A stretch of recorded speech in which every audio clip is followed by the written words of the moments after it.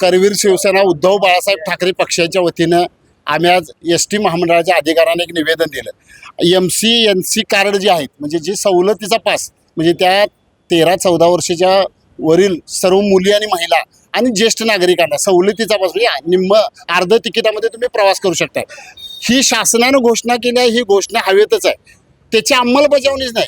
इथं बघितलं तर सकाळी 6 वाजल्यापासून वयस्कर लोक मुली अगदी गर्दी करून उभारतात आणि ते म्हणतात की 100 लोक आम्ही जवळजवळ इथं मशीन दिल्या त्या जिल्ह्यासाठी, पण तिची अंमलबजावणी व्हायला पाहिजे ना। ही जर योजना शासनानं गोरगरिबांसाठी सर्वसामान्यांसाठी जर केली असेल तिची अंमलबजावणी गाव पातळीवर करा ना। ग्रामपंचायतमध्ये जावा, पाणी पुरवठ्यात जावा, सोसायटीत जावा, आशा वर्कर्स असतील त्यांना भेटा, महाविद्यालयात जावा आणि ही जी शासनाची योजना आहे त्याचा फायदा गोरगरीब आणि महिला, मुली आणि ज्येष्ठ नागरिकांना व्हायला पाहिजे ना। नुसती तर ही एसीत बसणार, ते तिकडनं मंत्रालयातनं घोषणा करणार आणि भाजप सरकार हे सगळ्या पोकळ घोषणा करत आहे, त्याची अंमलबजावणी होत नाही। त्यासाठी आज आम्ही सांगितलं की तात्काळ तुम्ही ही योजना गाव पातळीवर राबवा, अन्यथा आम्ही इथं फलक लावणार की बोगस योजना आहे म्हणून आणि येऊन दंगा करणार, अशा पद्धतीने आम्ही आज त्यांना इशारा दिलेला आहे।